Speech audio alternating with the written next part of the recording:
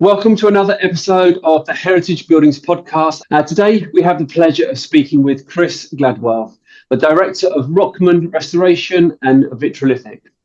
Chris is a recognised expert in the restoration of heritage buildings and an innovator in sustainable and low-carbon precast solutions. With decades of experience in the field, he has led conservation and restoration projects on some of England's most treasured landmarks, including the Tower of London, the Houses of Parliament, Windsor Castle and Buckingham Palace. His expertise in traditional craftsmanship combined with cutting-edge environmental technologies makes him a true leader in preserving the past while embracing the future. So Chris, welcome to the podcast. Good evening, Vincent. Pleasure to be here. Yeah, no, thank you ever so much. How did it all start, Chris? Oh, well, I mean, you have to go back a while. I was a fairly fresh-faced graduate in the 90s, and I was working in general construction at that time. So when I graduated, I worked, first of all, in Bexley Heath, building a new shopping centre there, for Dove Brothers, which was a subsidiary of O'Rourke's at the time, who are now Lang O'Rourke's. And from there, I moved to Kears and did several projects with them in terms of social housing renovation, a sports centre refurbishment, and then I found myself in Camden Town converting a historic building on the high street there into apartments. After being involved in general contracting for a while, I kind of got drawn onto working or having an interest in working on historic facades. So an opportunity came up for a role. I approached a couple of recruitment consultants and they got me some interviews, and I was appointed as a contracts manager with one of the Southeast's leading stonework and restoration companies, and that's how I got into the restoration game. But I'd always been kind of attracted or connected to historic buildings because when I was a young lad, my mother had a National Trust membership and she made good use of it. So we went to places like Hardwick Hall, Bolsover Castle, Chatsworth, Clumber Park on a regular basis. So I was always kind of surrounded by these kinds of buildings from being young. So that's kind of how I fell into it, really. So you ended up as a contracts manager, and was that on listed buildings? Yes, primarily. So the business I was working for at the time is Pace Stonework. I'm sure you're aware of them. Yeah. So I joined them in 2001, and I worked for them mostly on the kind of more small to medium heritage projects. Played lots of churches, lots of old buildings, lot more of the kind of conservation, indenting, lime work, pointing, those kinds of projects. I didn't really get involved in the more commercial takedown and rebuild facade kind of things. It was more the early stuff. One of my first jobs with them was St Bartholomew the Great in Smithfield, right, which is a really early church. Its foundations date back to around about 1180, I think, probably the earliest bit of work I've ever been involved with. And it's got this beautiful Norman kind of interior, which is kind of clad outside in Webb's kind of flint and Portland stone facing. So it's really kind of an interesting and unusual building because the outside and the inside look completely different, but they're both beautiful in their own way. So yeah, that was my first kind of significant foray into working on historic buildings. Yeah, and so you weren't so much doing the hands-on; you were doing more of the management. Yeah, ask my wife how my hands-on building skills are. She's I have to say that my kind of practical skills are not a patch on the majority of the people that I work with. So my skill set is more in managing the process and ensuring things get done correctly and in the right order and by the right people. And did you, at that stage, when you were working on that project, did you find yourself having to read books to learn about historic buildings? There's so much to learn, isn't it? If you're working on a project like that, there's just huge amount. Yeah, there is. There's a huge amount to learn. There's all the the different materials, the different techniques, the different architectural styles, Mm, and you're dealing with architects who really have a passion for their work and the buildings they're working on.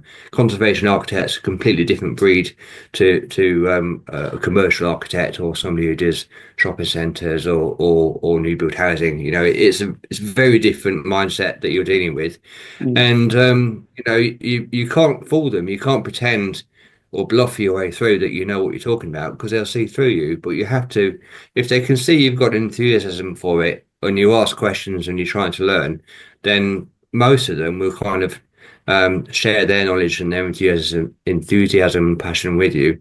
mm. Um, but you have to learn yourself. You have to, as you say, you have to read, you have to talk to people, you have to study, and build up a knowledge of all the. There's a wide variety of materials, and even the humble brick is very different. An Elizabethan brick is very different from a Victorian pressed brick. They're very different things. So you have to kind Mm. of learn about all these different products and styles as you go. And did you find that you worked well with them, and were you always in agreement with the conservation architects? Or Um, no is the answer to that. So uh, I think I have a lot more empathy and connection and admiration for architects now than I did at the beginning of my career. I used to find it sometimes difficult to understand their reasoning for what they choose to change or not change. mm, And the kind of debate about how honest some repairs should be. Whether you should tile repairs is a good example of that, from the famous SPAB tile repair.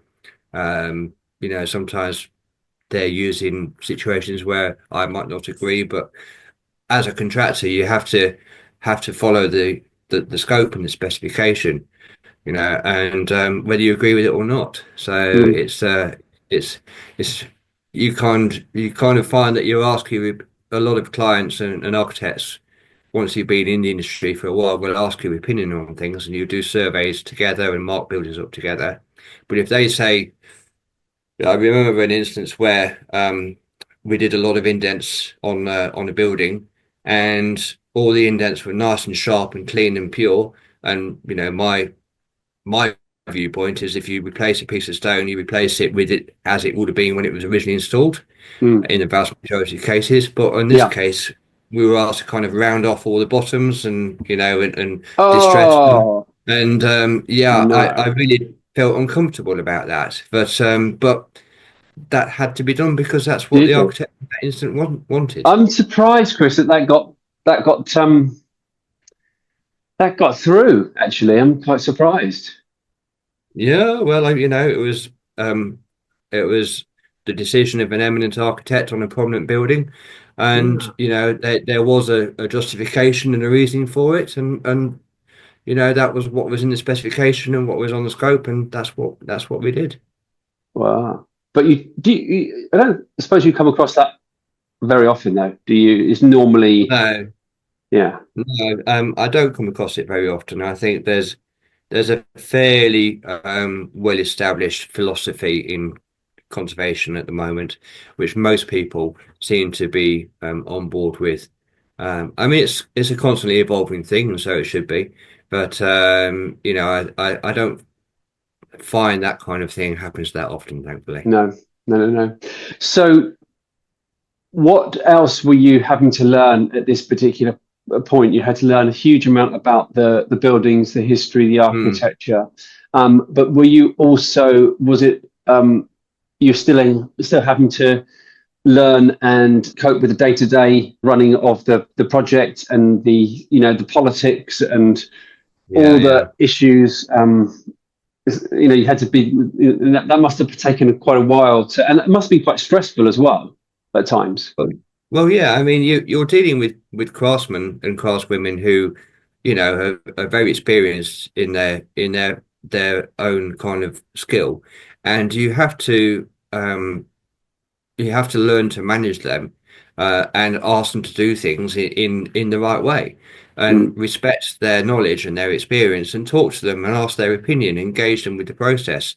So there's a lot of people who kind of just come and go, "Oh, do this and do that," and I don't care what you say. I just want you to do it. Don't argue. But that's not the way to get a workforce which is harmonious and is all working towards the same destination. You have to mm, take people along with you. So kind of one of the skills is learning how to relate to and manage your workforce, because they've got, without them the job doesn't happen, and at the same time manage and learn to work with the architects and clients who can be quite influential people, mm, and similar to that, also understanding your supply chain as well. I spent a lot of my time when I was younger, or early in my career, going to visit brickyards and stone quarries and manufacturing facilities and terracotta production facilities, so as I can understand the journey of that material from when it's in the ground, because all materials start in the ground at some point, to mm. when it gets in the building. And if you do that, you can confidently explain to the client why that piece of stone, which is about this big, costs £300, because they think, well, you can get a breeze block for £3.50, so why is this £300? Yeah. So you need to have that kind of knowledge of the whole journey to be able to justify the cost of these things that you're putting in the wall. Mm, mm. What's the role of a Mm. contracts manager? Okay, so in a lot of contracting companies, there tends to be two kind of wings who should be part of the same team, but are often mortal enemies. And you've got the estimating department and business development, whose role it is to price work up and win work and secure a project. And then they hand it over to the contracts department, whose role it is to then get that project up and running, put in place all the materials and the subcontracts and the labour to enable that to be delivered, and then work with the architects and the quantity surveyors to schedule it out, cost it, and it ultimately complete that project and hand it over back to the client and say, there you go, that's done, it's yours now. And so that's really the contract management journey, is from handover to completion. Mm. Do you have to find the labour as well? Is it one of your jobs to source the relevant skilled labour? It is now, yeah. I mean, at the time, earlier on, you would be pretty much told this is the team you're going to have for that job. And you kind of start to form relationships with those teams, and then you start to ask for them. But now I'm running the business myself and it's my company. Then I have to ensure that I source the right labour pool to deliver projects, which can be quite different from one year to the other. Mm, So try and maintain long-term relationships with labour pools. Sometimes you find that the kind of work that pool of labour is skilled at, you don't have in that year. So they go and do something else somewhere else, and you bring in a different team from who do that thing more regularly or better. mm. And So when it's you, about finding the right people for the right project, basically. yeah, yeah, yeah. And when you first started, did you Mm. always have a yearning to have your own business? No, I didn't. No, I mean, some people kind of have that kind of entrepreneurial spirit or that desire to run their own business from an early age. But for me, it came later, around about let me think, it now was at 2012, I think 2013. So at the time, I was going through a divorce, and so my personal attitude to risk had changed, because Yeah, of yeah. course. So it's kind of when you're when you have a wife and a house and a child and all those other things and responsibilities and liabilities, it's much more likely that you'll stick than twist. But when your circumstances change, sometimes it changes the way you think as well. Your approach to gambling, for want of a better word. Yes. I had an opportunity to leave and start up a business, and I took it. I thought about it and I thought, no, what have I got to lose? Give it a go. So Yeah. So how? I'm interested in this. It sounds like that wasn't a hard decision, or did you have to really think it through? I did have to think it through because, I've been with my employer for 11 years by that point, and met a Mm, lot of people there that I got on really well with, and some of them I would still consider friends. There are people that were there at the time who've gone away and gone to other companies, or even started their own companies, who are potentially could be in theory called competitors, but I don't see it that way. And it's a hard thing to do, is to mm, leave somewhere where you've been settled and happy for a long time. I was very happy there. I was doing good work. I was well paid, and yeah, I could quite easily still be there now. There's a lot of people who are still there now who were there when I was there, mm, because they're happy there, and they're getting looked after. But I just felt that I kind of hit a level within that company where I couldn't see myself progressing much beyond that at that time, and I thought I would throw my hat in the ring and set up a new business. It's not the business I've got now; as an earlier business, but I thought I'll give it a whirl and throw the dice and see if it landed on black or red or green, and mm. away I went. And how was that structured? What was the business model? So the first business I set up was a company called Raven Masonry, and that was set up in partnership with actually somebody who approached me with the idea of setting up a business. So we had half the business each, and he put some capital in to help get it going, and I had access to his client base because he was in a similar kind of market to me. Mm. And But it was my job to run the business. He was what you call a silent partner, and so it was my first venture into owning and running a business.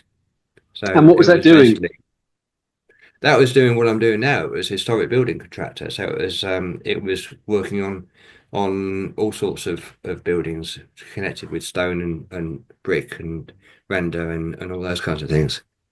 How did you get your first project? Did you have to advertise? Was it just word of mouth with your contacts? No, actually, my first project was a client that my business partner had. So it was a shop front in Bond Street, stone shop front, and it was a real pain in the neck because it Oh was. no. I'm I'm not great, as anybody who's worked with me will tell you. I'm not terribly great at programs, and with shop fronts and retail work. The store is opening on the 15th of March, come hell or high water. Yeah. And if you have to work 7 days a week, 24 hours a day to achieve that, that's what you do. So it was very stressful, very intense, and long hours and hard work, but it got done. But yeah, that was probably the first significant project I had. And did you were you able to make money? Did you make any profit on that? Yeah, it made money. Yeah, Oh, that's it good. gave grey hairs, but it made money. Yeah, that's good because sometimes those early projects don't. They're such a learning Mm, curve, and you mm, and you have to take a couple of projects a bit of a lost leader. yeah. But then you can win another project and learn from your mistake and say, okay, great. But that's good. That's good that you made Yeah, money on the first one. I don't think I've ever, I don't think I've ever priced a job knowing it would be a loss leader. I mean, No, I can't say that, sometimes jobs go wrong and they lose money, but some people will price a job at zero margin or negative margin just to keep working or get work, I and know. hopefully they'll get another job. But it's really bad practice, in my It opinion. really is, and you do hear companies doing that. Mm, Just to sort of keep cash flow ticking over, or mm, sometimes it's in a prestigious building, a high profile building. mm, Sometimes people will mm. take on projects as a loss leader and just for the kudos. Yeah, You do hear that. you Um, do. Yeah. so that was your first business, and then How long did that last? That lasted 3.5 years, which kind of is a bit longer than the average for a first business, because most businesses, especially in construction, tend to fail within the first couple of years. It's quite a Mm, high attrition rate. I think construction and retail or restaurants are businesses as a model that are quite vulnerable. They both kind of operate on generally quite a tight margin, and things can go wrong. Uh, and yeah, and before you know it, the money's disappeared and you're insolvent. So it was a very, very hard learning curve, but it taught me a lot, because there was a when you go through insolvency and the liquidation process, you're not proud of it at the time. It's very, very depressing, and you think you failed, and you think you'll never get back from it. But you do, you learn from it, or you should learn from it. But yeah, it was a challenging time for sure. yeah. And at that particular time, obviously you're learning a huge amount because Mm. you've jumped into the viper's pit of having having your own business, and it can be quite a lonely world at times, Yeah. can't it? How are you winning work? How are you winning work against your competitors at that stage? Well, at the very beginning, what I did, and I've done it since, is I pounded the streets of London, wearing out my boots and looking at what work was happening where, and which companies had scaffolding up on old buildings. And I literally wrote them a letter saying, "Here I am. These are the services I can provide." And I sent maybe 100 letters off to various companies, and knocked on the doors and spoke to the site managers, Yeah. and said, "Look, you're doing this building. Do you need it cleaning?" And they'll go, "Oh yeah, Joe's just let me down. Any chance you can help me out?" And I go, "Yeah, I can do that." And literally that's how I got work and got my client base. I've never, or very rarely, advertised as such. I go, if I need work, I'll go out and find it. Mm. What had you learnt about running a business, and what did you take into your next venture? What experience did Hmm. you take? I think um, what I've learned most from it is to check your clients carefully, make sure that they're solvent, Yeah. make sure that they've got a good, sound business model themselves. Don't be afraid to say no if the job's not right for you, even if it's for a client that you're working for already. You, it's better to say no, I'm not doing this job, or I can't do this job because of X, Y, and Z, Mm, than take the job and let them down. And also to not grow too fast, or to for me, I've kind of set myself a limit of what I want to do and where I want to be, because I know that without a good team of people working around me, I will fail. Because if I start to rely on people that I don't know, then one small mistake by them results in my business crashing down. mm, And I don't want to experience that. I need people around me that I know and that I can trust, and that will come on that journey with me, as basically as a group of people, as a partnership, because that's how I view my supply chain, as a partnership.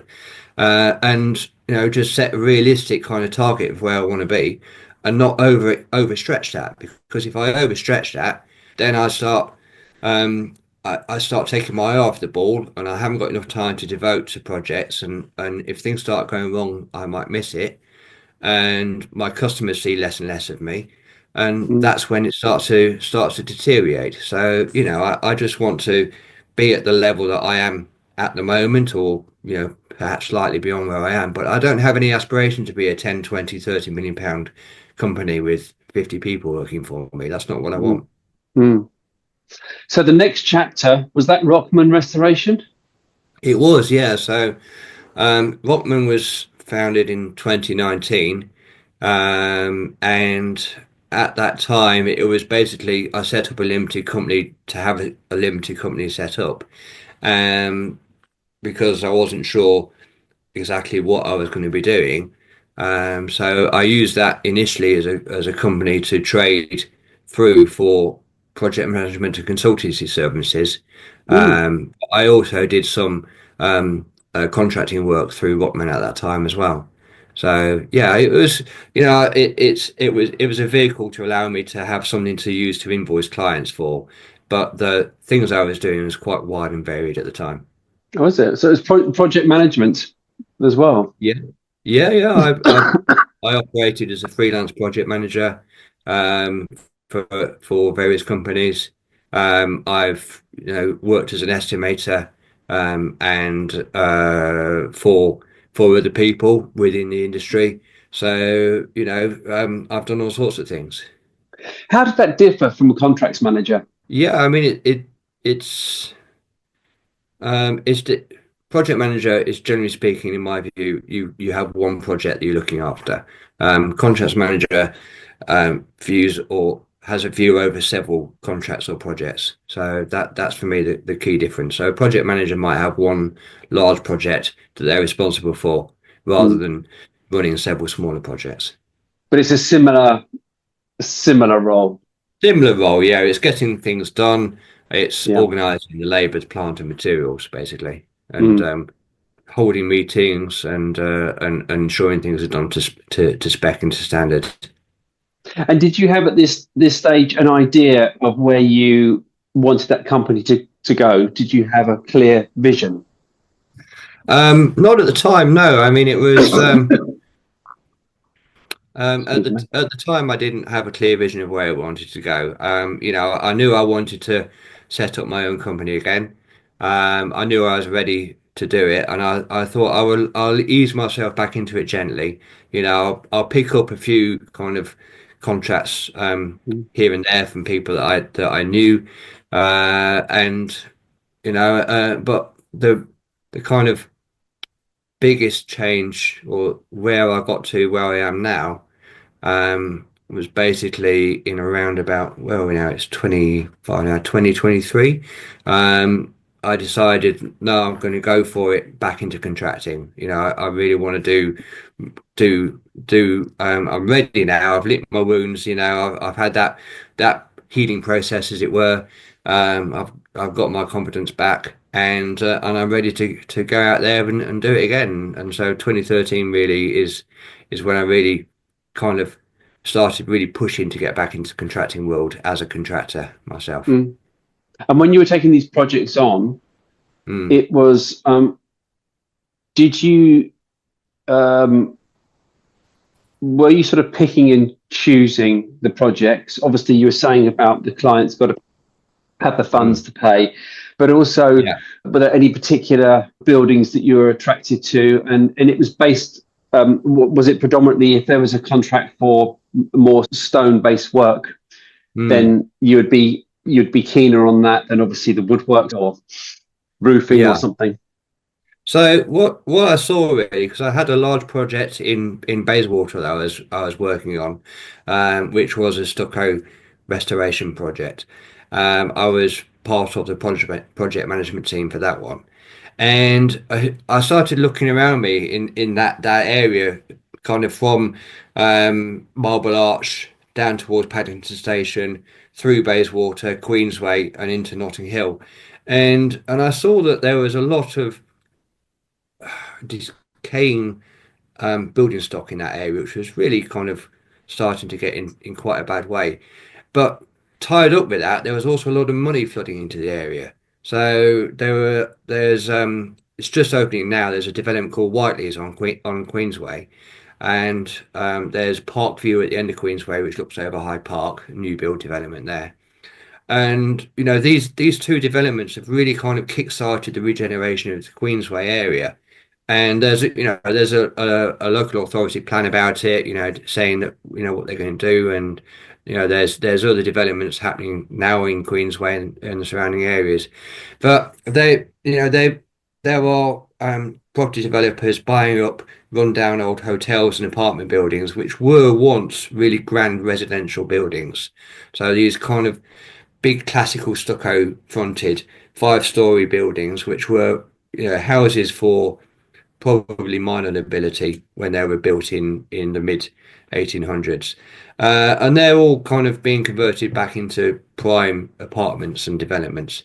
Mm. So I thought, well, there's going to be a need for skilled people to work on the facades of these buildings, to strip away all the layers of old paint, to deal with all the decaying masonry and stucco. So I really kind of targeted that kind of project. That's what I was looking for, and I secured two fairly large stucco restoration projects in that area fairly soon after I started. And both of those were actually, again, from knocking on the door and talking to the site managers and saying, what's happening here? You know, do you need anybody to restore the facade? And both of them said, yeah, we do actually. Can you have a look? Can you give us your opinion, do a report, and give us a budget for it? And that's how I secured those two projects. And that was the stucco work and the facade. That was Yeah. that. Nothing, So nothing both else. both projects are external facade works. So my work on them involves removing the paint, surveying the render, rerunning cornices, doing repairs, and there's a lot of precast there which has got issues with embedded iron causing that to fail. So fortunately, I've got a precasting company. So that manufacturer of all the replacement castings is part of the scope of those projects. That's amazing. Just as a side point, I always, if I want to go past these buildings, mainly in the centre of London or just in Mm, the busy parts, and I see a restoration project and the scaffolds up, and the mm. logistics are an absolute nightmare. How do you factor that in to the price when you go and look at the property? That's very costly, isn't it? Just the logistics, site access. Is that difficult to price or? Um, yeah, I mean it's certainly a factor you've got to take into account. They they invariably have the footprint of the building has no kind of land around it that you can use for storage or Mm, or, or it's where you keep things. So if you're bringing,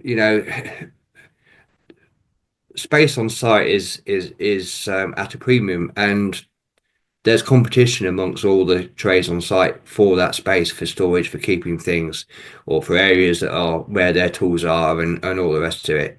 So it's kind of um, something that you have to get on with your fellow contractors as well. Because if you're not, then you'll be fighting against each other all the time, going, "Oh, I want to put my stuff there. No, my stuff's there. I've got to make a hole mm, in that." So it's kind of you have to get a team philosophy approach with not only with your own team that working for you, but the project manager and the site manager for the main contractor and all the other trades and subcontractors that are on there.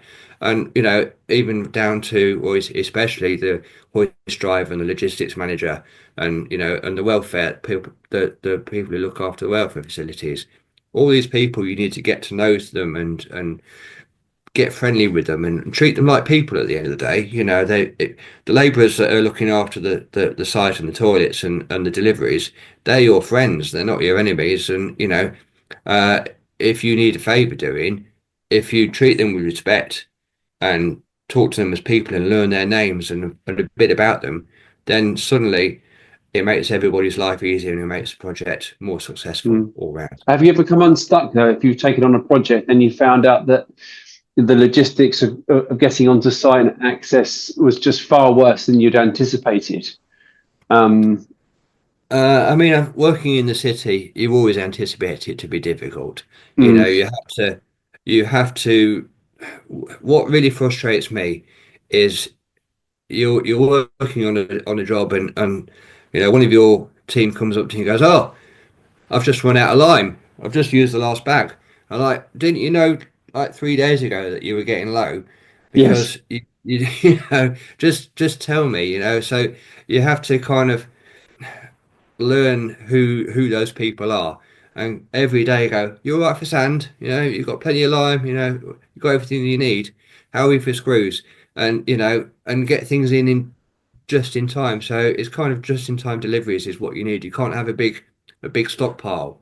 I can get on one of my big big stucco projects, I can get one pallet of lime, which is about 20 to 25 bags at a time, and that's it. Mm. So, I have to keep an eye on that. And as it runs down, know that I need 48 hours to get the next pallet and make sure that I get it in time, because otherwise people are standing around doing nothing. So Yeah. yeah, it's kind of micro planning is required to make sure that it's everything continues day after day. Mm. And was there a point when the company had a reputation where you didn't obviously had to knock on doors and speak to site managers, and after a few projects obviously you started getting a good reputation, word of Mm, mouth, and yeah. then it went from there. Yeah, I'm fortunately I'm finding that at the moment, that clients are talking to me about the next project. So, I'm looking at projects which are 1 or 2 years in the future at the moment. So, I don't feel under a huge amount of pressure to go out knocking on doors, but I always keep my eye 6 months, 12 months, 18 months down the line. Yeah. So, I've got an ideal world in my head that, this job will go to that job, goes to that job. And, there are obviously people approach me and ask me to price jobs in competitive tender situations, which you have to do. But you're in a better position if you know the property developer, or you know the architect, or you know the builder, and you've got a relationship with them already, and they want to take you with them onto the next project. Yeah, because they So, can be expensive tenders, can't they? oh yeah, it's time consuming. Yeah. Time is money. So Mm. if I'm spending half my day tendering for projects, then that gives me less time to do all the other stuff I need to do. Yeah. Yeah. So Rockman Restoration, you were doing the stucco work. What else were you doing? What other types of work were you doing on other So projects? I've put a new altar into a church in Anglesey limestone, which is a really nice project. I think it is the second altar I've done in my career. That was a beautiful job. Well, Um, and what uh, material was that? Anglesey limestone. So it's Oh, Anglesey Anglesey limestone. limestone. Sorry. Yeah. So it's kind of like a hard limestone. It's a British limestone, takes a polish, and it's kind of like a mottly grey black colour. I don't think I've got any of it laying around actually. No, I thought I might have a bit here, but I don't have any. But yeah, it's a lovely stone. It's really nice. And yeah, that was at St Andrew's Church in Holborn, which is a very kind of high Anglican church. So, it's got a relic inside it, and it gets covered in it. So it was really really frustrating because, we I worked with the architect to design and install this beautiful altar, and then the bishop came along and said, right, we're going to put cloth over it now, and it has a cloth over it for 364 days of the year, and only No. only on Easter Friday is the cloth removed. So, so I still go into that church regularly when I'm in London because it's a real haven of peace. But yeah, occasionally I lift it up and have a little peek. But yeah, it's covered in an altar cloth all year round. And had you done anything like that before? Anything similar to that? Yeah, I mean, I put a altar into a church, a Catholic church in Clapham. I've done internal flooring projects in churches, Mm. including St Alfred's in Greenwich. That was all cleaned and repaired. I had a project putting a new Purbeck hard limestone floor into a church near Ashford. So yeah, I've done those kind of internal flooring projects before, but thankfully they've all been really nice quality materials and designs. Yeah. And with the altar, then, so the process, it was drawn by an architect, and then Yeah. obviously you've got to have some discussions because sometimes the drawings aren't correct to the way it's going to be constructed. So it had to Mm. go, to and fro, doesn't it? And then you agree on, the design, the construction, and then it's, I suppose it's in the workshop and cutting out the stone and constructing. Exactly. I mean, the architect for that project was a gentleman called Daewar Kang, who's Korean, and his assistant Laura, who I've worked with on previous projects. And what was really good about that is that the contractor, the architect, and the client all work together collaboratively to kind of foresee any problems and discuss how things were going to be done, and make sure that that the project went smoothly and there'd be no hiccups. Some people are allow an architect or a client to walk into a trap that something goes wrong, so they can then exploit that financially. But I've never been of the view that's the way to go. If you spot something that's going to be trouble, you should raise it at the earliest opportunity and find a way to solve it. And I think most Mm. clients appreciate that. So, Yeah. in my world, it's all about repeat business. So, if clients think you're screwing them over and trying to make their life hard, they'll find somebody else. Mm. But yeah, it was a real um, uh, collaboration, that project, and it's one that I'm really proud of. Yeah. Fantastic. So Rockman Restoration continued, and then you had the idea behind Vitralithic, Yes. and tell me a bit about that and why did that come about? So, I mean, Vitralithic is a company that I formed together with two colleagues who I've worked with for a long time over the years. We've done a lot of work together. Must be working 20 years side by side on various things. And where it came from was there's two kind of products that Vitralithic produces. One is a product called Terra Notte, which is play on words. So this is basically, I've got a piece of it here. Let me find it. Yeah, maybe you can see. But this is Terra Mm. Notte. So it's that one's got a few air bubbles in. It's a good one. Let me find another one. Yeah, okay. So this is Terra Notte. So this is a product which is created to imitate terracotta, and I can make it in virtually any color. And find another piece. I can glaze it, so there's a piece in Mm. red, or if you want it in pink, you can have it in pink. So any color you like. So and that was born from a recognition that we have a large stock of terracotta buildings. Typically, you find them in places like Mount Street, Audley Street, Mayfair, Kensington in London, and very much in the West Midlands. I've just finished two projects in Birmingham. You find it in Leeds, Manchester, all the way up into Yorkshire and Lancashire, and it was a recognized. It was a recognition that there's lots of terracotta buildings that are suffering from decay, and the steel frame corrosion issues, steel fixings, beams causing rust. They are decaying from harsh cleaning regimes in the past, be that chemical cleaning or grit blasting, breaking down the fire skin. So the units are decaying, or they're being repaired with cement in the past, and that cement is now falling off. And there are some excellent terracotta manufacturers still existing in the UK, but very few, and they have a limited capacity, and they are often booked up depending on the market, 8, 10, 12, 14 months in advance. So, and my view is that if their capacity is full, then really they should be working on the grade one buildings in Mm. the market, and the what I would call the second tier um, uh, buildings, which may or may not be listed, but are still good quality traditional Victorian or early 20th century construction, have a need for a product which is available quicker and more economically, but is still visually indistinguishable from terracotta. So that's why I kind of came up with the product of Terra Notte to feed that market.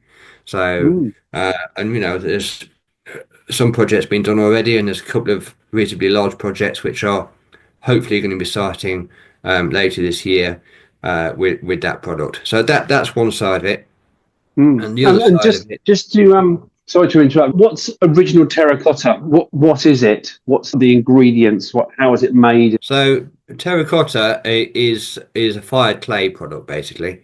So you get clay out the ground and you wash it and you mix it with various other minerals, and then you either make it into a slurry, which is called slip cast terracotta, and you pour it into a mold, which is exactly the same way that we do with terra nota. And after it's taken out, it's left into the mold for the water to kind of dissipate and become a bit drier and firmer. And then you leave it to kind of dry out for a couple of weeks in the drying room. And then you put it into a big kiln and fire it, and then you get this hard kind of clay-based product, which is called terracotta. Or you can use a kind of stiffer clay and you can press it around the outside of a mold that's pressed terracotta. Mm. But the results are very very similar. So it's kind of like a hollow box, for want of a better word, as a building block in construction. And it's quite soft material. No, it's very hard. It's So once, hard. Oh. yeah, so when it's fired, it becomes very hard. It's a fire clay. So yeah, so it obviously it's very plastic and liquid before it gets fired, but once it's dried out and put in that kiln and fired, it's a very hard and strong in compression material. So it's quite Mm.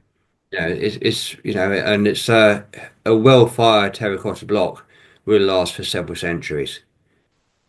I'm walking to Kensington. I'm working on a project in Kensington at the moment, and it's red brick, and then it has all of the molded details on Mm. the porch, and that's molded terracotta, is Yeah, it? quite likely. Yeah, there's a lot around. There's a lot around Sloane Square. There's a lot like Harrods is. It's got a lot of terracotta on it, for instance. The Mm. Royal Albert Hall is terracotta and brick. So yeah, the Victorians loved it. But the reason why terracotta exists in my view is and it's the same with stucco, it was a way of creating something that looked like a stone building or a very ornate building at relatively low cost. Yeah, So if you have a building with 100 flowers on it out of stone, you've got to individually carve every flower. But if you have if you use terracotta or what we make, then you make one model, one mold, or maybe two or three mm. molds, and from those few molds you can create 100 flowers. So you can create something which looks really decorative at a much lower cost than doing it out of carved stone. Guys, I think that's fascinating. And do you know what the Victorians used for the molds? What material? Probably what they use now would have been casting plaster, Casting plaster. Yeah. plaster of Paris. Yeah. Oh, fascinating. And whether you know the rubbed bricks, are they also terracotta as well?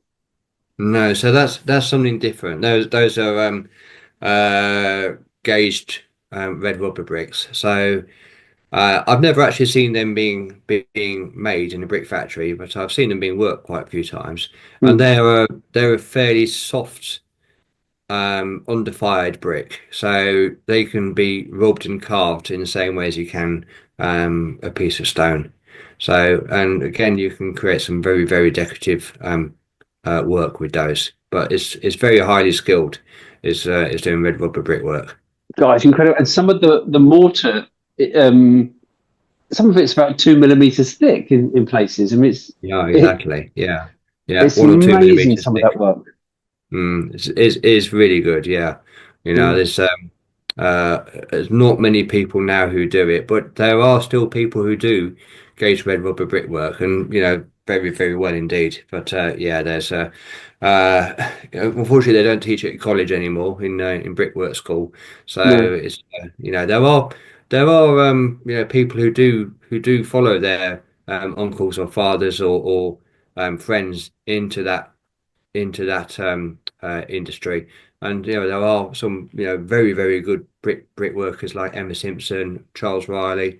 These kinds of people. They're leading the way in doing new build and restoration engaged red rubber work. Yeah. That's fantastic. So go back to Vitrolithic. You have the Terra Notte product, which we discussed, and Yeah. then what was next in line? So one of the things about terracotta is it uses recycled and reclaimed materials and low carbon materials. So Mm. the aggregate is recycled glass. So if you just go when you put your rubbish out in the morning every week, and that gets sent to a waste recycling centre, that glass gets crushed down and graded and sold for all sorts of things. And we buy it and use it as aggregate instead of sand. So that Oh, reduces the amount of virgin aggregate they use. But it also uses a low carbon cement called EcoCem as part of the blend. And it occurred to me that my business partners and myself had been casting precast units for years and years using white cement, and white cement is very, very high in carbon. So for every ton of cement, you actually create about 1,080 kilograms of carbon dioxide in that production. So there's more carbon weight mm, created than there is cement at the end of the process. So that's very, very high impact. And I kind of thought, well, that's really not ideal.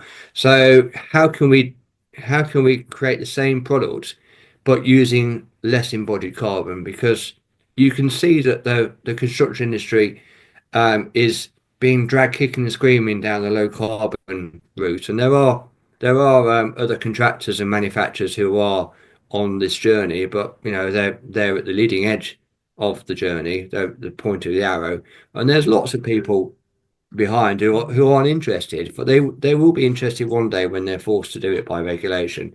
But mm, I saw that there was a demand from more and more clients for products which perform as well as what's on the market at the moment, but have better environmental credentials.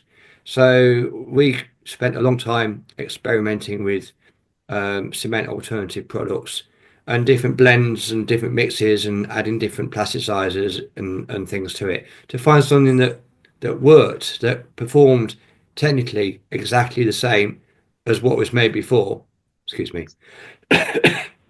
So we worked hard to find something that performed technically exactly as it had always done. In fact, in some respects better, but had low embodied carbon and even better, cost exactly the same. So we don't, I don't charge customers any more for the low carbon product than we would have done for the standard high mm. carbon product. So, it's a win-win really. Amazing. That must have been a huge amount of time and investment to actually go through all that process and experiment. Yeah, absolutely. We've invested more thousands than I'd care to imagine into it in terms of time and buying things and sending things away for analysis and having meetings and you Mm, know doing tests and doing more tests and all casting sample slabs and trying to break it and see what happens and does it work, does it not work? So yeah, there was it took from the concept to having a product with full test data that we could go and say, yeah, here it is. It was over a year in formation, and it's not for the want of trying. It's that's how long it took. and were you just at this time concentrating on the one product, the Terra Nota? There was nothing else Yes. working So alongside. So terracotta was the first thing that started it, and then EcoCast, which is the low carbon wet cast precast product, followed. So my first thought was, well, we need to find this terracotta alternative and work on that. Something that we can cast into a hollow box which performs just the same as terracotta. But as part of that, we kind of started looking at the whole kind of sustainability, recycled materials, low carbon materials, and from there the leap to making what we'd always made, but in a low carbon alternative was a natural next step. Mm. And did that take the same amount of effort? Yeah, just it did. Yeah, yeah. So both products were kind of in R&D, as one might say, for about a year before I was happy that yeah, we've got it right, and we can take this to people and show them.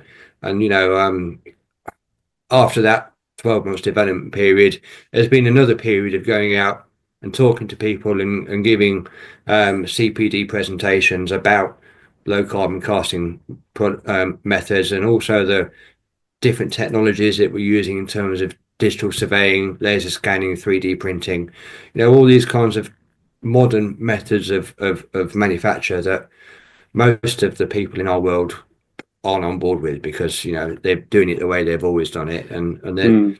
people are quite resistant to change. But we're using 3D printing now. We're using digital modeling, so we can design a flower in virtual space, print it off, and then use that as our model for casting. I mean, we're not the only people that do it, but but there aren't many who are doing that. So can you saying that you can use your a 3D printer to create a cast? Yeah. So in uh, so if I say this block, for instance, this Yeah. comes out of a latex mold. So this writing is in reverse in the latex mold, Mm. but that mold is created around a model. So you end up with you start off with a model in the positive, and then you create a mold in the negative, which is the latex mold, and then you cast again in the positive. So and in that case, the model was designed online by a digital designer in Florida, sent over here by the magic of the internet, printed off on a 3D printer, then rubbed down and filled and restored, and then that was the initial model for creating the mold that cast that block. So That's that was part incredible. of So, the design um, phase. Yeah. I have very little experience about 3D printing, but when Mm. you see something that's been 3D printed, Mm. a lot of the time it has some sort of texture on the surface. So, did you Hmm. have to have a really, really, really swanky 3D printer to be able to, you know, how did that work out of interest? No, what I had was a rather angry model maker who then had to take that 3D print, sand it down, coat it with filler, sand it down again, coat it with filler, sand it down again. So you're right, when you Uh, get a 3D print, it has yeah, texture to it, and then you have to spend some time make it smoothing out all those little lumps and ridges, because when the silicon can read everything, so if there's the slightest line in it, the silicon will pick it up. yeah, that's what I was thinking. So it then had to be sort of prepared by hand before it was ready Yeah, for the latex. exactly. Yes. Ah, that's absolutely fascinating. But I love it's very innovative. I can't say that word. Um, I Uh, can never say that word. I don't know why. The, Innovative. Yes. innovative. Yeah, I think I probably said it too quickly. Um, it's really clever. I really like this because, as you say, um, sometimes it's great to keep traditional crafts going, and Mm. so many of them are dying out. But when there's a need like this, so a lack of people producing the original, or it's having a difference on the carbon footprint, Mm. for my mind, it's absolutely a no-brainer to develop something like this. And why wouldn't people be on board with it? Like I said, there are certain things that you're never going to be able to replace with modern technology. There are certain crafts which is nice in a way, but it's also slightly worrying because there are less and less people doing those crafts. But this is ideal what you're doing here. Yeah, I think, I mean, the way that we look at it is we look at it as an extra tool in our toolkit. So we don't use it for everything. We still make a lot of models the traditional way, out of clay and plaster Mm, and filler and resins and all the rest of it. So it's horses for courses really. But there are what it's helped us with really is the on-site part of it. So traditionally, if you had a corbel on the wall that you needed to replicate and you couldn't get it off the wall, you'd have to send somebody from the workshop with a load of latex and a load of plaster to like paint latex on it, wait for it to set, put a jacket around and take it off, which, it is doable, but it means that person's losing a whole day or 2 days on site when really they need to be in the workshop Mm, doing casting. So instead of doing that, you can 3D scan that piece to an incredible level of detail in situ, send that scan to a 3D printer, print that off, and then go through the phases that you would go through anyway. You've mm, just saved 2 or 3 days on site for that person. So if you know it, and that's really where we use it the most, is to avoid that requirement to go to a project. And the beauty of it is you can do that anywhere. So if somebody said to me, I've got a project in Edinburgh, I could send somebody up there to take that 3D model or that 3D scan of that piece of that building in Edinburgh, send it down to me, get it mm. printed here in the south, model it, mold it, cast it, and send it back up to Edinburgh without me having to actually ever go Amazing. to Edinburgh or anybody, the people in the Yeah. casting shop. So you can work in So the digital. it's affecting, it's having an impact on the price, also carbon footprint, so you're not jumping in your car too many Exactly. times. So it's, Mm. yeah, it's perfect. And what about the quality of the 3D scanner? That varies, doesn't it? So yes, they do. I mean, I've got a 3D scanner on my phone that I use for scanning objects that I know that my team is going to need to restore in the future. So and then you've got a reasonably good 3D model that you can send to them in a little video and go, this is what it should look like.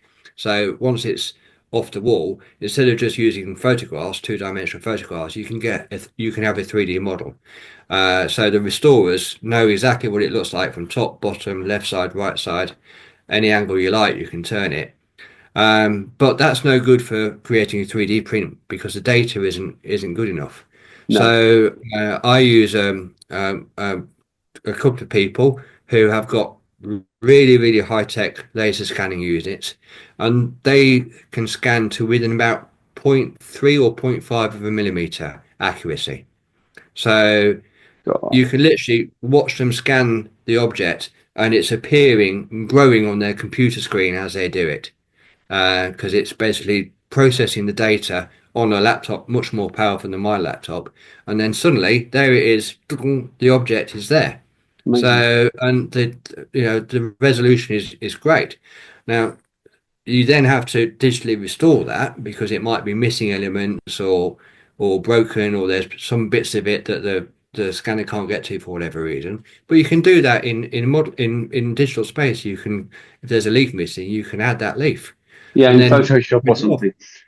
Yeah, I mean, I don't pretend to know exactly how it works, but I Mm, know people who do know. So, and all around the world, I know people in America, France, the UK, black, even as far as Blackburn, that can do it. So, there's plenty of, there are people who are able to transfer that architectural understanding and knowledge and creativity into the digital space and recreate and restore an object and then print that off. And that means that there's less for us to do in the workshop because it's already done digitally. it's incredible. I want to. I always fancy getting a 3D scanner one day because I'd like to even get it, take rather than taking a photo, say of a lock or a handle, just to be Mm, able to scan it properly and have that and have all the dimensions yeah. there. I mean, I'd love to do that. Mm. Um, so There's no why you can't really, just have to invest in a bit of kit really. yeah, Uh, there are a few £100, aren't they? The good scanners. yeah, I mean, the app for your phone you wouldn't be able to get an accurate dimension from.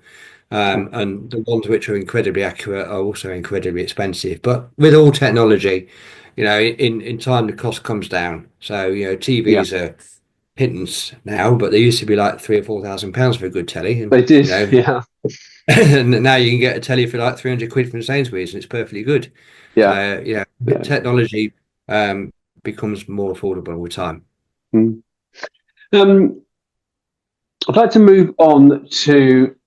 I've just got some questions around restoration and conservation of stone in particular. And Yeah. one of the things I'd like to discuss is just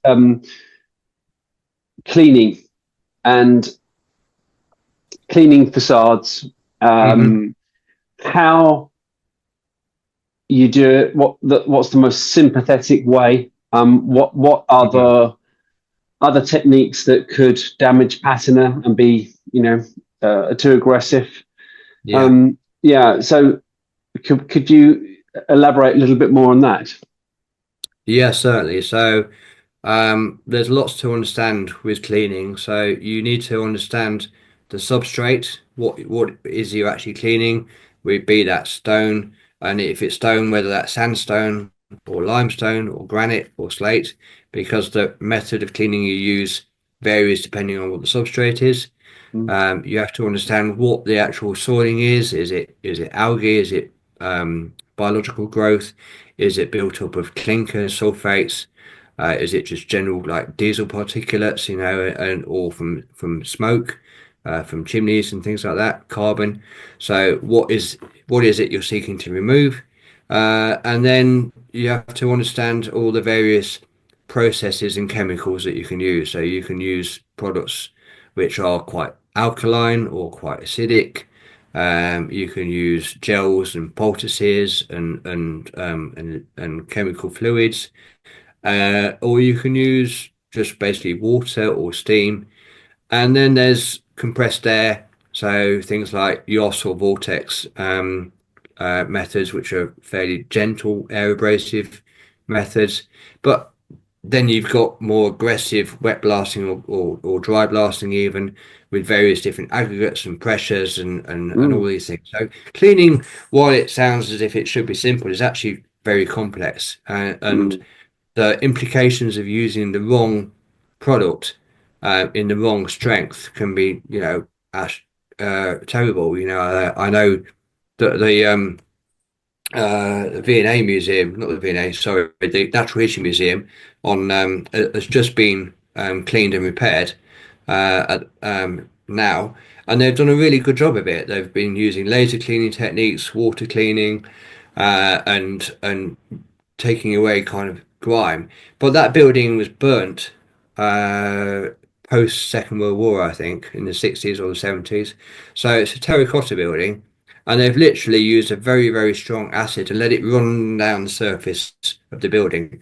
And you can see these kind of run marks all the way down the terracotta, and all the bands of blue have washed out. So when it was built, the blue bands, horizontal bands, would have been really kind of pronounced and bright. mm, The more buff kind of colours would have been a lot more stronger than they are now. So that building has been there's a word I can't say, irrevocably, it's been damaged beyond repair.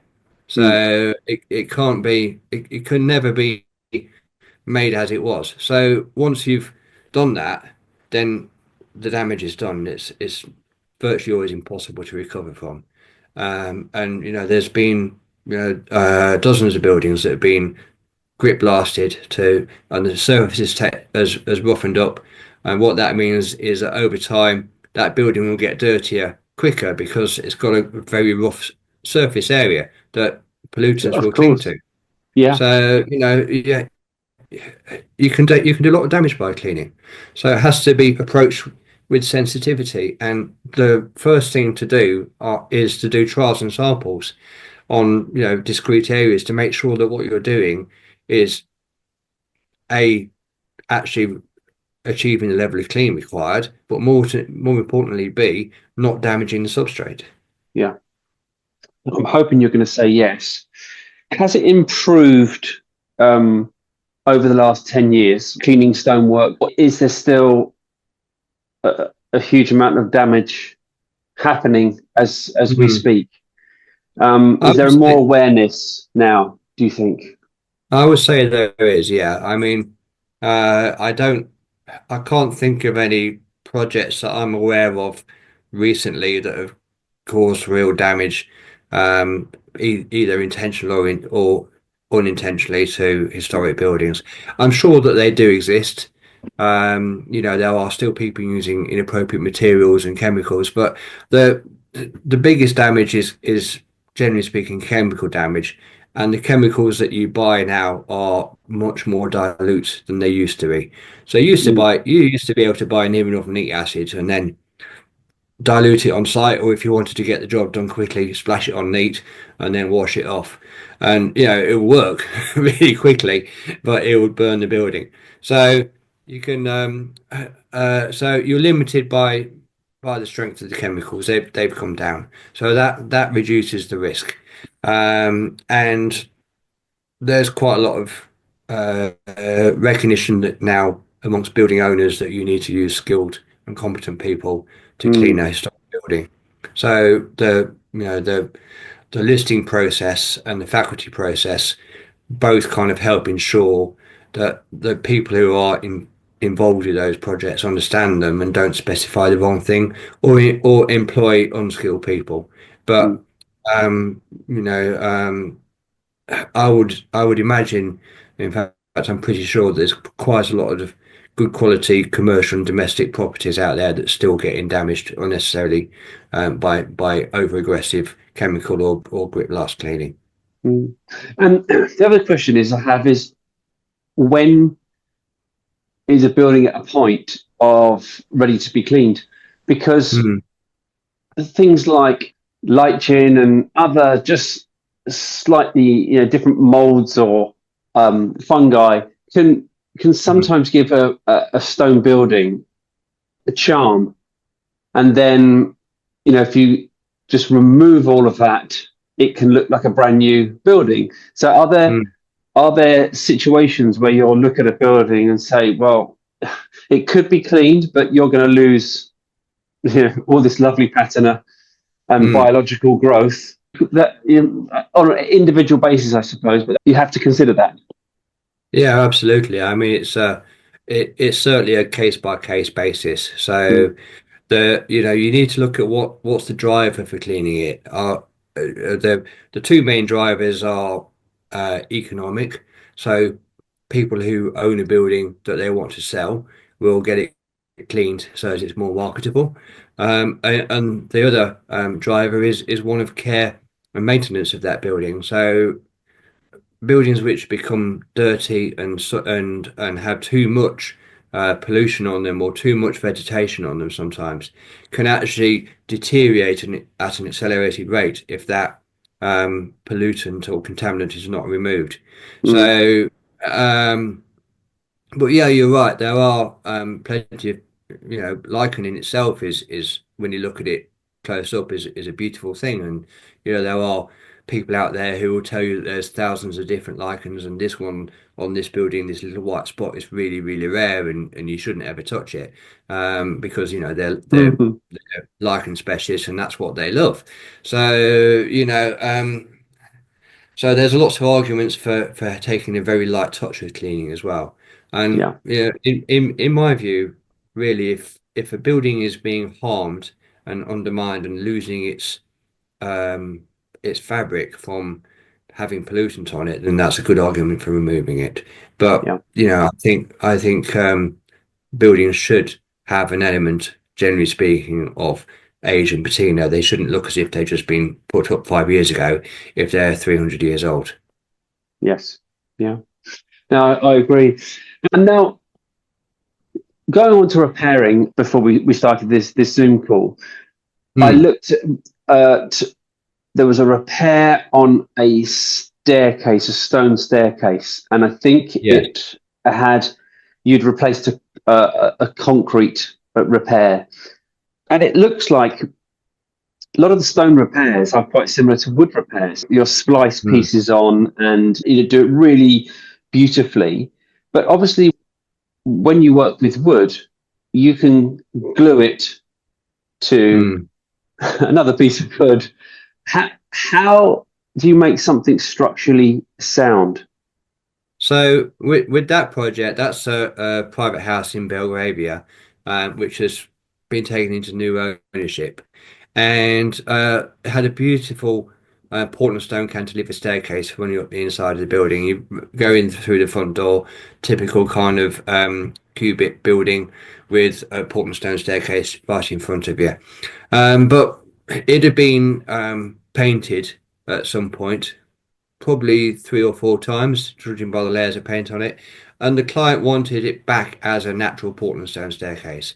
Mm. So we were commissioned to strip the paint from the staircase. And what you generally tend to find with things which are painted is that often it wasn't because they thought paint would look nice. It's that they were covering something else. Yes. So the staircase was quite grubby and dirty underneath the paint, and it's often easier to just paint something than clean it. So that's what often happens. So after we removed the paint, we then had to clean the staircase, which was to remove that kind of dirt and debris that was underneath there. But associated with that, we found that there were areas of damage to the staircase historically, and the piece that you're talking about was the end of a triangular tread, where a rather crude cement-based repair had been put in, and the client was basically, no, I don't want that.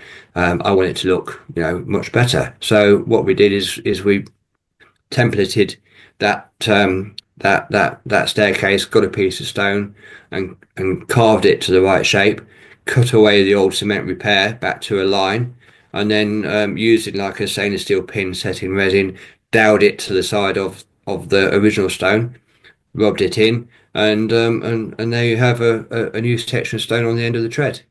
So it's that's how you're securing it, with stainless steel pins and like an epoxy resin. Exactly, yeah. And then it was pointed up with lime mortar at the end. And is that is that the most common way to repair stone, with stainless steel pins and the epoxy resin? There's no other way of doing it. Well, I mean, this is kind of something that I think we might see a change in the future. Somebody challenged me once, and I always remember it. What are we doing now in the conservation world that our successors will go, "Ooh, you shouldn't have done that"? So we all know now that cement's the bogeyman, and we shouldn't be using cement on historic buildings. We should be using limes and things like that.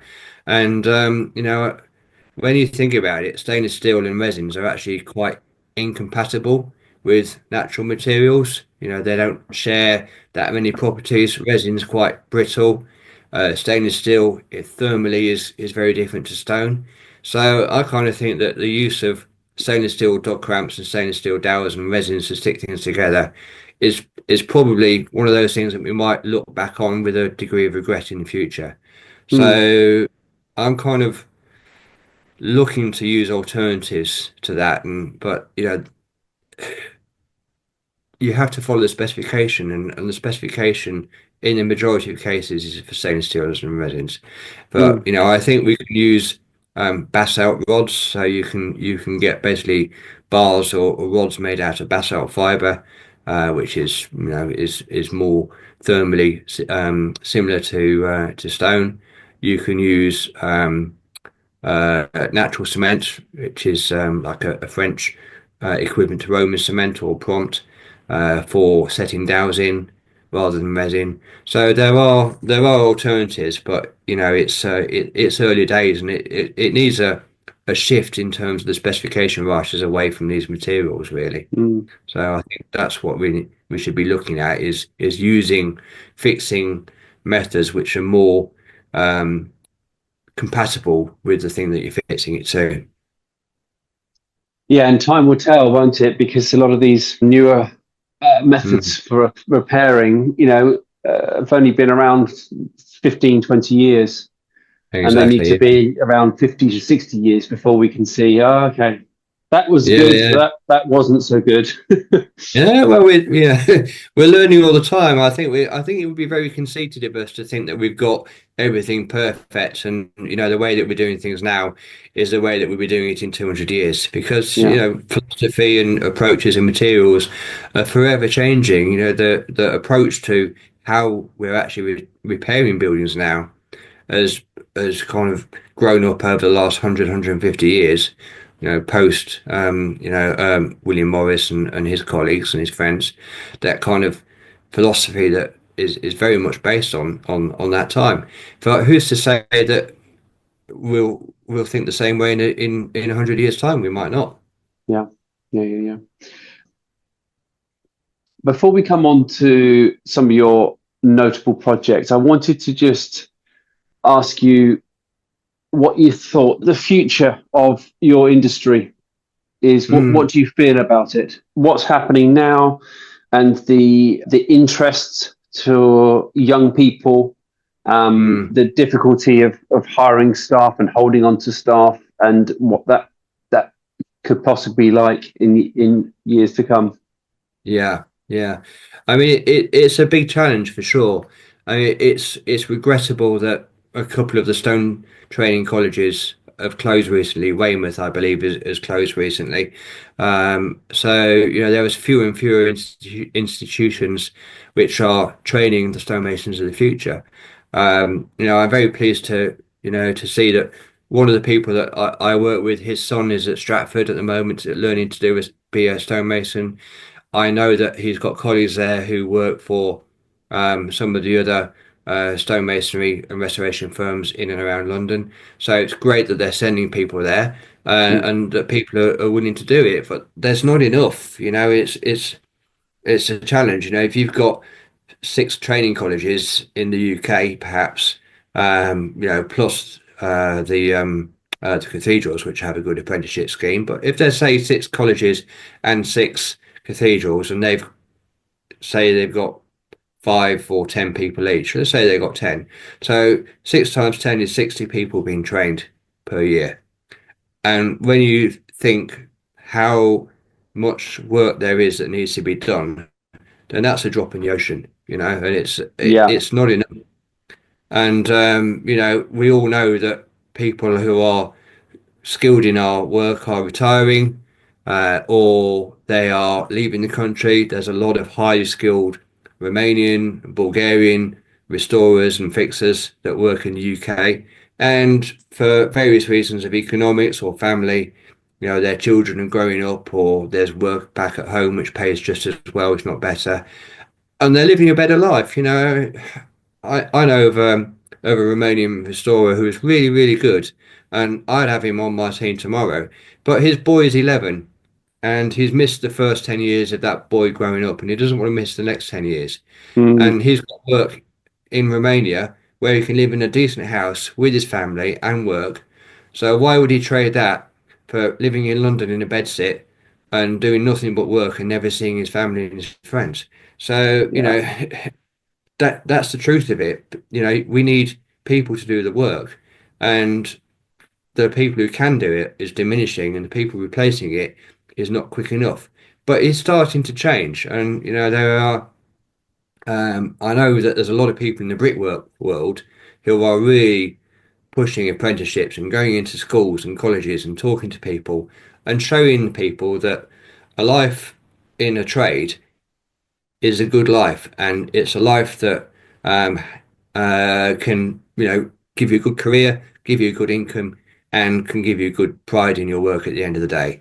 Mm, So there's that's really encouraging, is that it's starting to happen again. But we've had a generation where it's not been pushed, and we've relied too much on immigrant labour, who've been very good and filled a hole. But we've rested on that. We go, oh yeah, we're all right, because there's plenty of people coming over to do it. But now that's stopped, and we've got this 20-year lag that we've got to catch mm, up with. That's going to be really, really difficult to overcome. So I hope that one of the things that we will see is that the people doing the work will be better valued in basic economics of supply and demand, because I don't I'm not saying that brickwork or electrician work or plumbing is unskilled, but if you look at a banker mason or a fixer mason, how much they earn compared to a bricklayer, it's much less, and that skill is at least, if not superior, to a bricklayer who's building standard houses on a Barrett site somewhere. You know, it's not saying that's not skilled work. Doesn't require training, but I Mm. can't see how a time served banker mason can be of a lower value than a bricklayer. Yes. Yeah, I agree. And I think it's got to change. And I'm hoping that the scary world of AI Mm, will encourage some youngsters to go into a trade that can't be taken over by AI. mm. You know, Yeah, that might happen. yeah. So because there's probably going to be quite a few people out of work in a few years' time, and Mhm. you know, no AI can't take the job of a stonemason or a skilled bricklayer. So Well, it's let's hope not. You never know. Let's hope yeah, not. you know, well, there might be robots. Who Mm. knows? Master stonemason robots in 30 years' Well, no, time. I mean, this is a big kind of discussion point, you know, on the stonemasons groups on Facebook or whatever, is that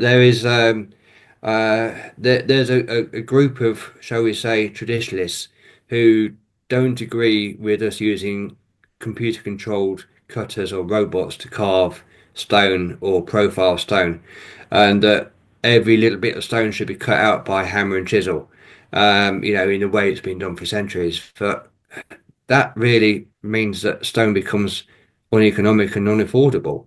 Yeah, You know, it has to be a viable alternative. If you make it so dependent on a human hand, and so time consuming and so costly to make, then people aren't going to buy it at the end of the day. they're not. So, and you know, if Michelangelo had an angle grinder, I'm damn sure he would have used it to rough out, Yeah. you know, his pieces. So, you know, he had a team of apprentices doing that for him in his workshop. He would not do the whole carving himself. He would, you know, create the concept and maybe finish it off at the end. But Mm. all the donkey work would have been done by a team of people around him. And it's But just the getting same with paid that now. hardly any money at all, probably. Just you know. Yeah. So yeah, no, I agree, and I think that there's got to be compromise. And if people are willing to buy these properties, we're relying on wealthy individuals to be able to buy these properties, and it does have to be affordable to attract them in the Mm. first place. Yeah, Otherwise, they just absolutely. won't buy. They just invest somewhere abroad. They won't invest here. So, Exactly. but not saying that we want to completely use machines and not do the traditional craft. There's got to be a No. balance. Well, you know, I've been in stone yards and spent a lot of time in stone yards where these machines are. And, you know, what a lot of people don't realize is when that piece of stone comes off of that machine, there's still quite a lot that the machine can't do and that the sculptor or the mason needs to do. Mm, You know, for the more kind of regular kind of profiled copings or whatever, it's just literally just grinding them off and smoothing them down and that's it. But anything with a degree of undercutting or complexity or sculpture needs a skilled hand to do that work, to finish that work, and also to create the data for the computer in the first place. Because the mm, computer doesn't know what a flower looks like, doesn't know what a garden looks like, has to be told that, has to be inputted. And, you know, you need people to create the model for that.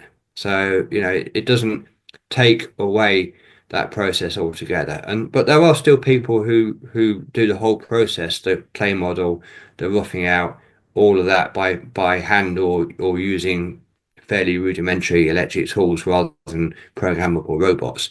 mm. And the economics of that can change. So a robot's not always the cheapest, quickest, and easiest way of doing it. But again, it's a tool in the toolkit of that stone yard. So, you know, it's not going to be the right thing for every application, but you have to move with the times. Yeah. Industry and you know joinery and stonework and roofing and every industry and every trade has developed in terms of the tools that they use and the power they use. You know, we don't operate things by steam anymore. Nobody said, "Oh, we shouldn't have electricity. We're going to create steam forever." So it's an evolution. Always has and always will be. Yes, no, I agree. So, Chris, we're coming towards the end, but if there was one project that really stands out for you, what would you say it would be? Oh, that's a tough one. I wish you'd have given me some warning for that. Well, you can have two. You don't have to have one. You can have a couple. Just Yeah, I think the one that was most transformative was the Darling Mausoleum, which is not far from where I live. So, I've visited it a few times. It was it was built as a mausoleum for Lord Darnley, who mm, lived at Cobham Hall, and Lord Darnley was an intellectual and part of the period that went on the Grand Tour of Europe, and he was also a Freemason.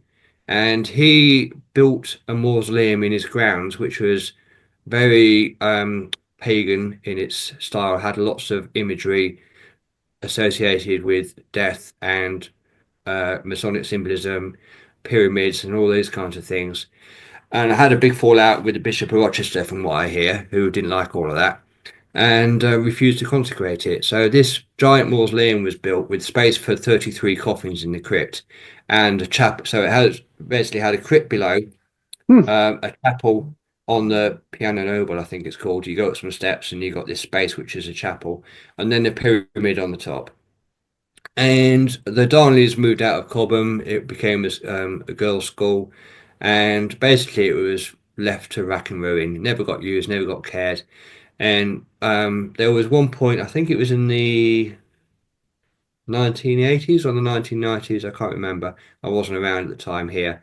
It got severely vandalized. There was people drove cars into it, joyriders went through the woods, set a load of tires on fire, and, and basically the whole thing burnt inside. The pyramid started to collapse, the bridge collapsed into the moat, the railings were gone, all the oh, marble cladding to the columns was stripped away.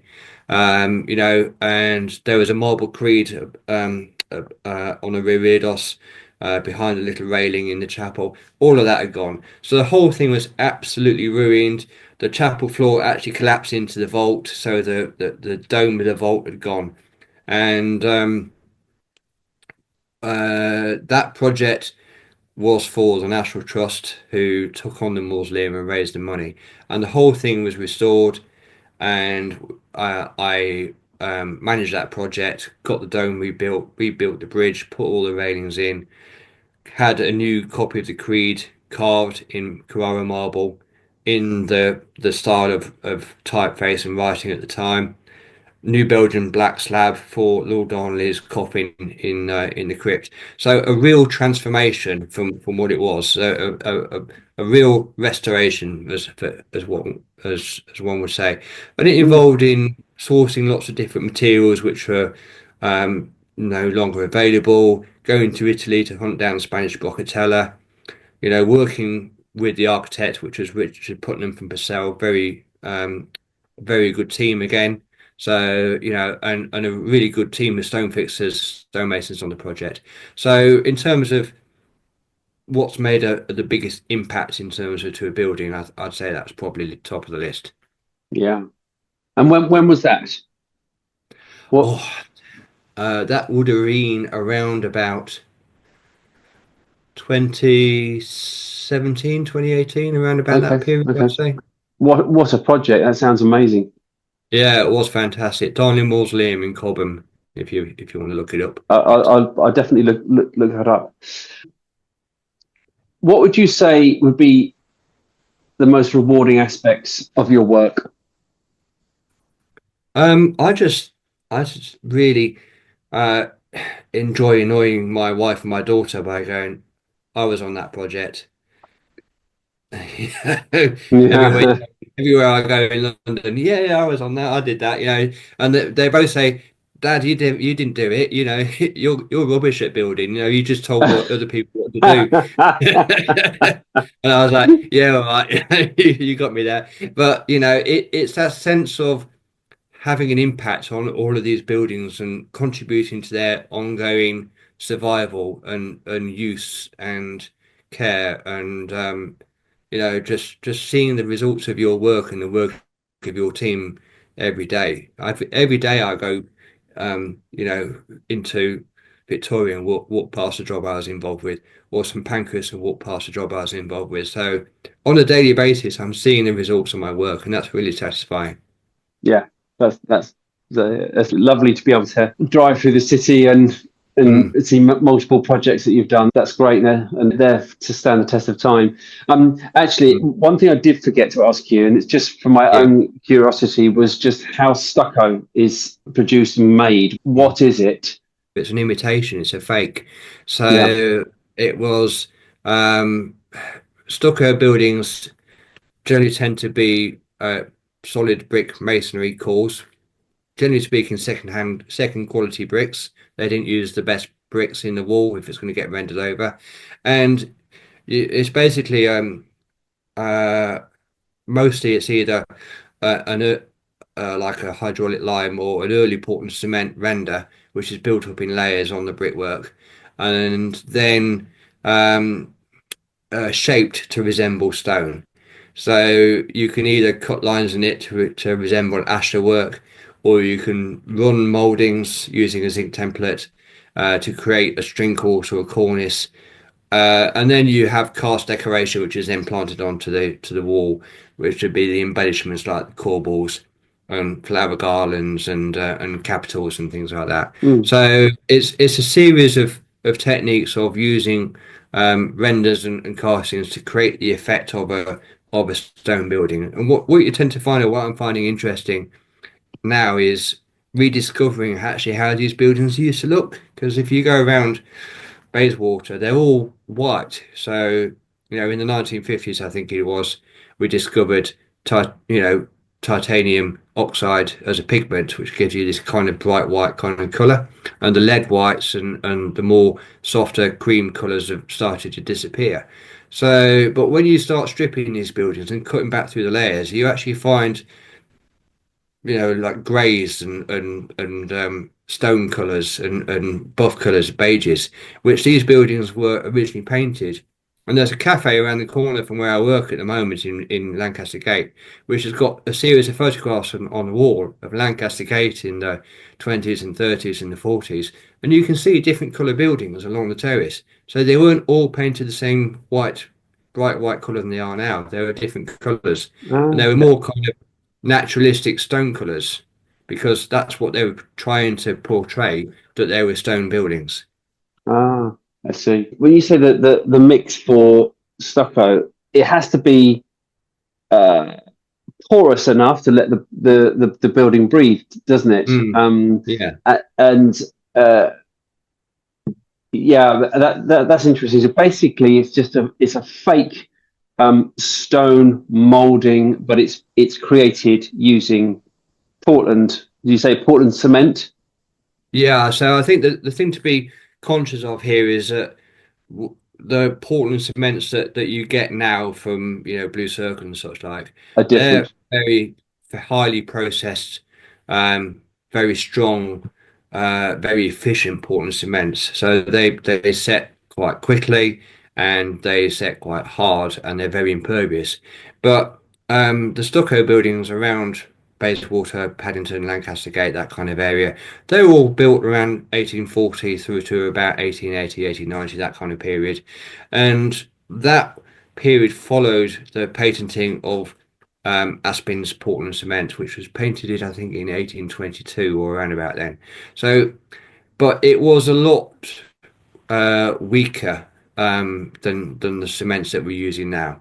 So, so we tend to use hydraulic lime in our renders now rather than the modern Portland cement. So hydraulic lime, sometimes blended with a bit of natural cement, gives us a mix which is compatible with or close to the early Portland cement mixes that most stucco buildings are made of.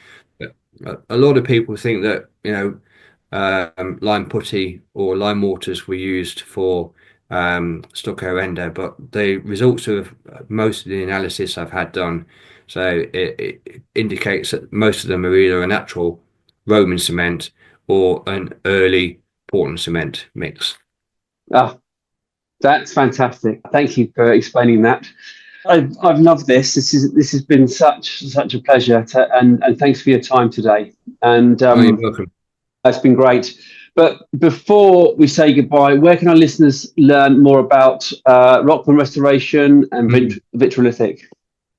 So you can have a look at my websites, which is rockmanltd.co.uk or vitralithic.com, or to see what I'm doing day by day, up to date. Check out my profile on LinkedIn. So search for Chris Gladwell or Rockman Restoration Limited on LinkedIn or Vitralithic on LinkedIn, and you'll find my pages there. So I'm quite a prolific user of LinkedIn. I enjoy posting there. I enjoy seeing what other people are doing, and I enjoy making connections on there as well, both upstream and downstream. So, you know, that's kind of probably a good place to hunt me out, really. Perfect. Well, thanks so much again. It's been very enjoyable. No, I've really enjoyed it. Thanks very much for having me, Vincent. Wonderful. Okay, thanks and goodbye for now. All right. Bye bye.